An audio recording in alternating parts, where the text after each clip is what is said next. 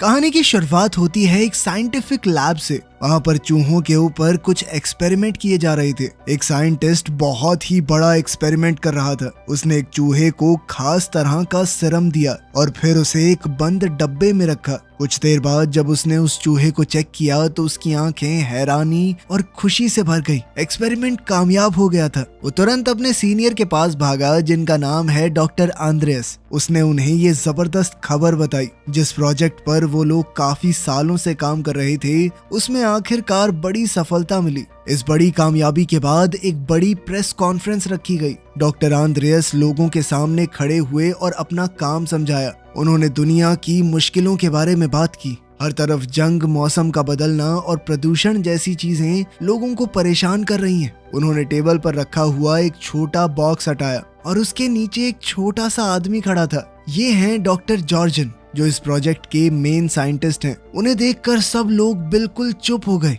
Doctor जॉर्जन ने बताया कि उनकी टीम के 32 लोग, जिनमें उनकी पत्नी भी शामिल है, सबने अपनी मर्जी से ये प्रोसेस किया। वो सब लोग अब 5 इंच के हो चुके हैं। उन्होंने सबको भरोसा दिलाया कि ये प्रोसेस बिल्कुल सेफ है और कोई दर्द भी नहीं होगा आपको। अपनी बात को साबित करने के लिए एक और आदमी ट्रॉली पर बाकी की टीम को ले आया। सभी लोग हैरानी से देखने लगे। उस ट्रॉली पर बहुत से छोटे लोग हाथ हिला रहे थे। डॉक्टर जॉर्जन ने कहा कि ये एक नए युग की शुरुआत है और 5 साल की छुपी हुई मेहनत का नतीजा। इस एक्सपेरिमेंट से पूरी दुनिया को कितना फायदा होगा ये दिखाने के लिए एक असिस्टेंट ने छोटी प्लास्टिक की थैली उठाई। उसने कहा कि इस छोटी सी थैली में पिछले 5 साल में इन 32 लोगों का पूरा कचरा रखा हुआ है। उनका आइडिया बिल्कुल साफ था। छोटा होने से इंसान थोड़ी जगह, थोड़ा खाना, सब कुछ कम ही करेगा। डॉक्टर जॉर्जन ने पूरी दुनिया को खुला न्योता दिया कि जो भी चाहे वो इस प्रोसेस से गुजर सकता है। ये खबर जंगल की आग की तरह पूरी दुनिया में फैल गई।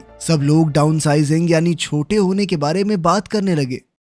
अब कहानी का फोकस हमारे हीरो पॉल पर जाता है। पॉल इस वक्त एक बहुत ही नॉर्मल जिंदगी जी रहा था, अपनी बीमार माँ का घर पर ख्याल रखते हुए। बदकिस्मती से उसके बहुत ख्याल रखने के बावजूद उसकी माँ की तबीयत बिगड़ती गई और कुछ समय बाद उनकी मौत भी हो गई। पॉल एक फैक्ट्री में काम करता था और साथ साथ बीमार लोगों की मदद भी। उसे तहे दिल से लोगों की मदद करना बहुत पसंद था। पॉल की शादी ऑड्री नाम की एक औरत से हुई। उनके बच्चे तो नहीं थे, लेकिन दोनों एक दूसरे से बहुत प्यार करते हैं। शादी के बाद उन्होंने एक नया घर खरीदा जिसमें उनकी सारी सेविंग्स खत्म हो गई। तब पॉल को समझ आया कि अपने सपनों को पूरा करना कितना मुश्किल और महंगा है। एक शाम पॉल और ऑड्री अपने दोस्तों के साथ एक पार्टी में गए। इस पार्टी की मेन अट्रैक्शन 2 छोटे लोग थे, डेव और कैरल। ये लोग यहाँ पर डाउन साइजिंग का फायदा बताने आए हैं। डेव ने भीड़ को बताया कि छोटा होने का कोई नुकसान नहीं है। उन्हें जो कुछ भी पसंद है वो सब कुछ कर सकते हैं, लेकिन एक ऐसी दुनिया में जहाँ उनका पैसा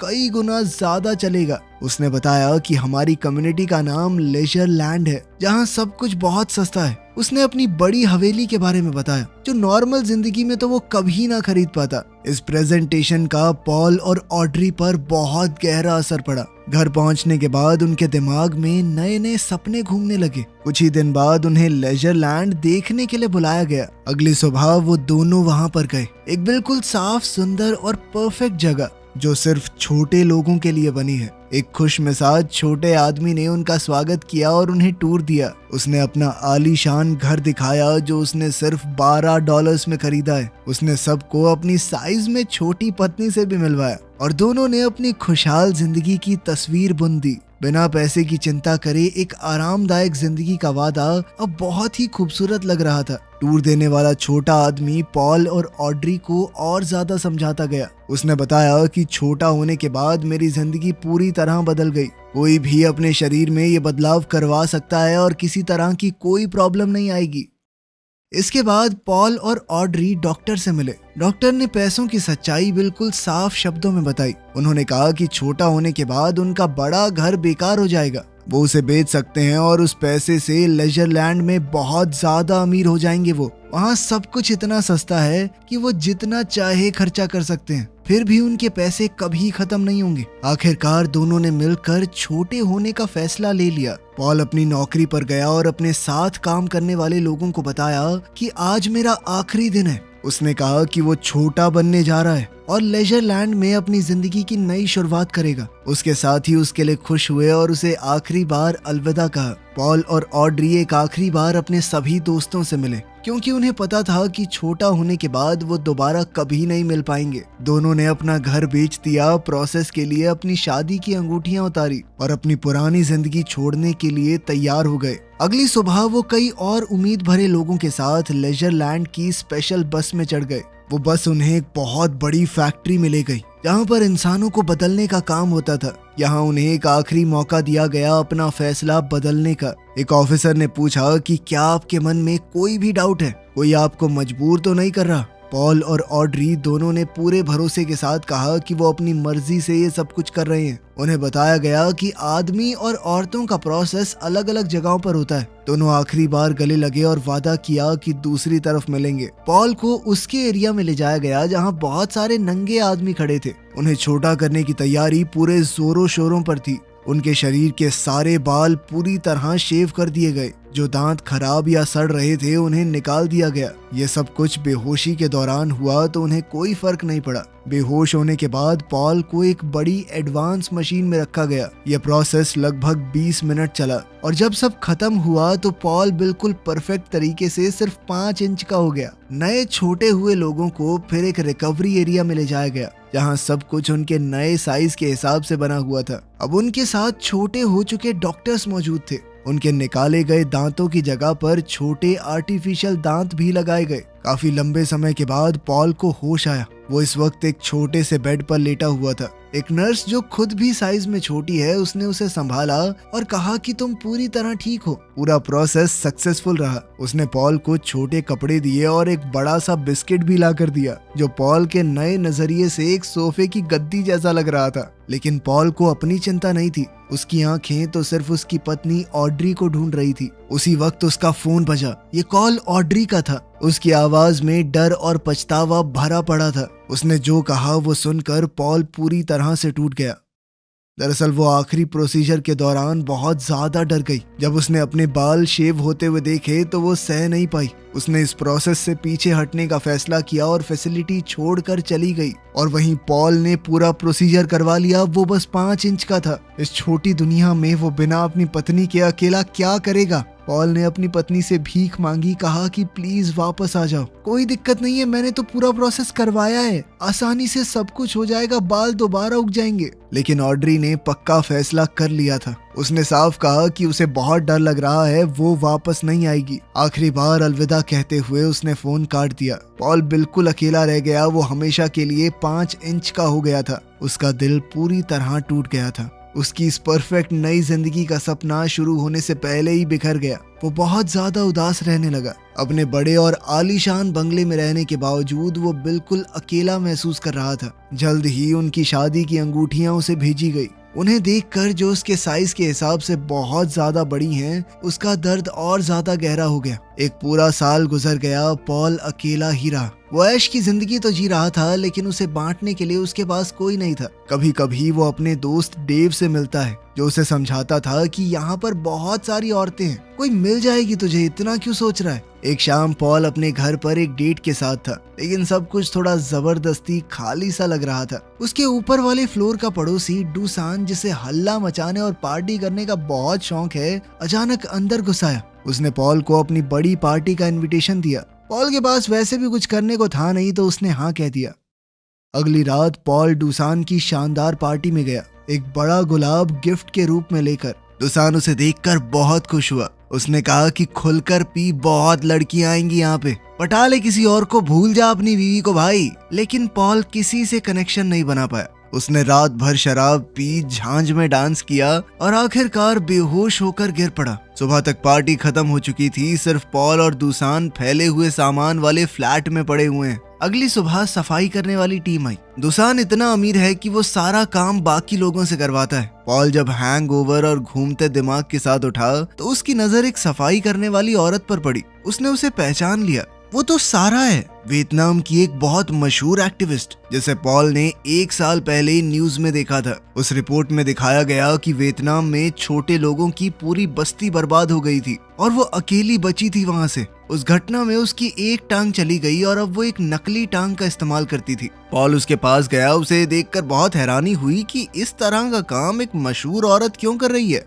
उसने कहा कि मैं तुम्हारी कहानी जानता हूँ और कहने लगा कि तुम तो पहले एक जर्नलिस्ट थी, ये सफाई का काम क्यों कर रही हो। सारा ने सीधे तौर पर कहा कि मुझे जिंदा रहना है और ये नौकरी थोड़े पैसे देती है जिंदगी काटने के लिए। पॉल ने देखा कि वो दुसान के फ्लैट से कुछ दवाइयां इकट्ठा कर रही है। पॉल ने उसे रोका, कहा कि ये दवाइयां लेना ठीक नहीं होगा। उसने बताया कि एक बीमार दोस्त के लिए है। दुसान दरअसल सफाई वालों को खुली छूट देता है कि जिसे जो चीज काम की लगे वो ले सकता है। पॉल भी अपनी पिछली जिंदगी में बीमार लोगों की मदद करता था। उसने ध्यान दिया कि सारा की नकली टांग गलत तरीके से लगी है और उसे चलते हुए दर्द हो रहा होगा। उसने कहा कि मैं ठीक कर सकता हूँ तुम्हारी टांग को। सारा उसकी इस बात से बहुत खुश हुई। उसने पॉल से कहा कि तुम एक अच्छे आदमी हो और साथ ही तुम्हें मेडिकल नॉलेज भी है, तो क्या तुम मेरी बीमार दोस्त को देखने चलोगे। उसकी मजबूरी देखते हुए और अपनी जिंदगी को कोई मतलब देने के लिए पॉल ने हाँ कह दिया। वो अपनी लग्जरी वाली जिंदगी छोड़कर सारा के साथ बस में चढ़ गया और लेजर लैंड के उस हिस्से की तरफ गया जिसके बारे में उसे कभी पता नहीं था।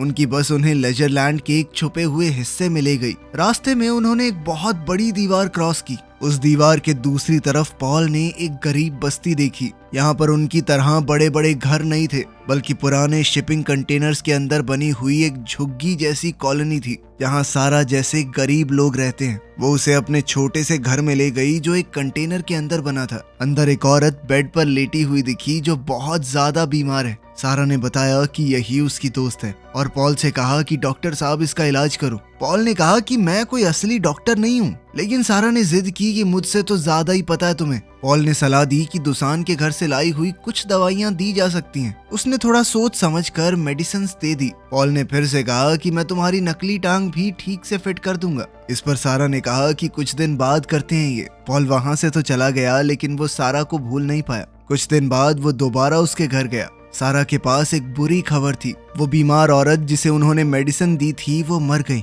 उसने डर के साथ कहा कि शायद मैंने उसे ज्यादा दवाई दे दी, लेकिन उसने ये भी कहा कि मरने से पहले उसके चेहरे पर मुस्कान थी, मानो उसे दर्द से आखिरकार छुटकारा मिल गया हो। पॉल ने फिर उसकी नकली टांग ठीक करनी शुरू की। जब वो ढीले स्क्रूज को टाइट कर रहा था तो सारा ने अपनी कहानी बतानी शुरू की। उसने बताया कि वियतनाम में मैंने सरकार के डैम प्रोजेक्ट के खिलाफ प्रोटेस्ट किया था, इसीलिए मुझे जेल में डाल दिया गया। उसकी बहन भी उसके साथ जेल गई और वहां पर हुई पिटाई को सह नहीं पाई, मर गई। इस सब के दौरान ही एक दुर्घटना में उसकी टांग चली गई। पॉल अपना काम कर ही रहा था कि अचानक से नकली टांग टूट गई। सारा बहुत गुस्सा हो गई कि जैसी चल रही थी वैसी भी नहीं छोड़ी तूने तो। लेकिन पॉल ने हार नहीं मानी। उसने सारा को कंधों पर उठाया और अपनी गलती सुधारने के लिए कहा कि सफाई का काम मैं करूंगा जब तक तुम्हारी टांग ठीक नहीं कर देता। अब वो लेजर लैंड के अमीर लोगों के घर की सफाई करने लगा। ये काम उसके पिछले कामों से बहुत नीचा काम था, लेकिन पॉल को इस बात से कोई प्रॉब्लम नहीं थी।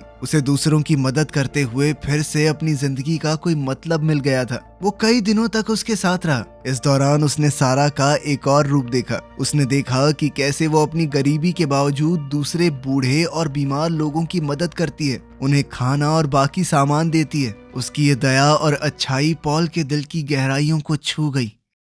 एक दिन जब दोनों मिलकर दुसान का फ्लैट साफ कर रहे थे, दुसान ने पॉल को देखा और हंस दिया। उसने मजाक किया कि पहले यहाँ हवेली के मालिक थे और अब साफ सफाई वाले, क्या चल रहा है भाई। पॉल ने सिर्फ इतना कहा कि लंबी कहानी है, फिर कभी सुनाऊंगा। दुसान भी समझ गया था कि जो भी है मेरा दोस्त खुश तो लग रहा है। दुसान इस वक्त एक दूसरे आदमी के साथ नॉर्वे जाने के एक सीक्रेट और बहुत ज्यादा पैसे मिलने वाले मिशन के बारे में बात कर रहा था। दुसान ने पॉल को भी साथ चलने को कहा। जब सारा ने यह सुना तो उसने तुरंत कहा कि अगर पॉल जा रहा है तो मैं भी जाऊंगी। पॉल ने कहा कि ये खतरनाक हो सकता है, लेकिन सारा ने अपना फैसला नहीं बदला। उसने कहा कि नॉर्वे जाना उसका पुराना सपना है। आखिरकार पॉल, सारा, दुसान और उसका साथी एक खास बोट में चढ़े और समुद्र के लंबे सफर पर निकल गए। इस सफर के दौरान पॉल की मुलाकात डाउन साइजिंग प्रोजेक्ट के असली इन्वेंटर डॉक्टर जॉर्जन से हुई और उनकी पत्नी एनी से भी। वो दोनों भी इस मिशन पर जा रहे थे। डॉक्टर जॉर्जन ने पॉल को एक भयानक सच बताया। उन्होंने कहा कि पिघलते ग्लेशियर्स के अंदर से बहुत ज्यादा मीथेन गैस निकल रही है और अगर ऐसा ही चलता रहा तो पूरी दुनिया खत्म हो जाएगी। इसे रोकने के लिए ही मैं इंसानों को छोटा करना चाहता था। अगर ये ग्लेशियर ना पिघले तो हमारा काम बन जाता, लेकिन सभी लोग छोटे होने के लिए तैयार नहीं है और इस स्पीड से इसे रोकने का कोई तरीका नहीं बचा है। तो ये समझ लो कि दुनिया खत्म होने से पहले ये आखिरी पार्टी की तरह है। पॉल के लिए ये सब कुछ समझना बहुत मुश्किल हो रहा था। उसने सारा से बात की और वो भी इस बात को पचा नहीं पा रही थी कि क्या दुनिया सच में खत्म हो जाएगी। उस रात ये भारी सच और उनके बीच बढ़ती हुई नजदीकियां दोनों को पास ले आई। पॉल और सारा एक दूसरे के करीब आए। पॉल ने सारा को चूम लिया और दोनों ने रात साथ बिताई। एक लंबे सफर के बाद उनका ग्रुप नॉर्वे पहुंच गया। वहां उन्हें छोटे लोगों की एक प्यारी सी कम्युनिटी मिली जो नेचर के साथ बिल्कुल शांति से रह रही थी। लेजरलैंड की तरह दीवारें और अलग अलग रहने का सिस्टम यहाँ पर नहीं है। वहाँ के लोग डॉक्टर जॉर्जन और उनकी पत्नी को देखकर बहुत खुश हुए। कम्युनिटी की एक औरत पॉल को घुमाने ले गई। वो उसे एक बड़े पहाड़ के अंदर बनी एक बहुत बड़ी टनल के पास ले गई। उसने बताया कि यही उनकी जिंदा रहने की आखिरी उम्मीद है। पहाड़ के लगभग 2 किलोमीटर नीचे एक बहुत बड़ा अंडरग्राउंड बंकर बना हुआ है। अंदर एक ऐसी जगह बनाई गई है जहां खाने और पानी की कभी कमी नहीं पड़ेगी। कुछ चुने हुए लोग 8000 साल तक जमीन के नीचे रहेंगे जब तक ऊपर की दुनिया दोबारा से रहने लायक नहीं बन जाती। उन्होंने खाना, पानी और जरूरी चीजों का पूरा सामान स्टॉक कर रखा था। इंसानी प्रजाति को वो खत्म नहीं होने देंगे। ये सब सुनकर पॉल के अंदर एक नया जज्बा आ गया। उसे लगा कि अगर वो अंदर गया तो उसकी जिंदगी किसी काम में आएगी। उसने खुशी खुशी सारा को बताया कि मैंने बंकर में जाने का फैसला कर लिया है। उसे लग रहा था कि वो इंसानों को बचाने में अपना योगदान दे पाएगा, लेकिन सारा का दिल टूट गया। वो गुस्से में आ गई। उसने पॉल से पूछा कि हमारे बीच जो कुछ भी हुआ उसके बाद तुम मुझे कैसे छोड़ सकते हो। उसने पूछा कि क्या तुम बस टाइम पास कर रहे थे मेरे साथ, सच में प्यार नहीं करते मुझसे। इस बात का पॉल ने कोई सीधा जवाब नहीं दिया। पॉल अपनी बात पर अड़ा रहा कि मुझे अंदर जाना ही है, यही रास्ता है मेरा। पॉल की इन बातों ने सारा को तोड़ दिया। वो रो पड़ी। पॉल ने दुसान को भी अपना फैसला बताया। दुसान ने कहा कि तू ऊपर रहकर भी तो लोगों की मदद कर सकता है, लेकिन पॉल ने अपना मन बना लिया था। जब बंकर में जाने का वक्त हुआ तो सभी लोग एक साथ सूरज को ढलते हुए देखने लगे। वो जानते थे कि अपनी जिंदगी में दोबारा कभी सूरज नहीं देख पाएंगे। पॉल ने सबको अलविदा कहा। उसकी और सारा की आंखें मिली। सारा बिना कुछ बोले उसे रुकने के लिए कह रही थी, लेकिन पॉल ने पीछे नहीं देखा और अंधेरी टनल के अंदर चला गया।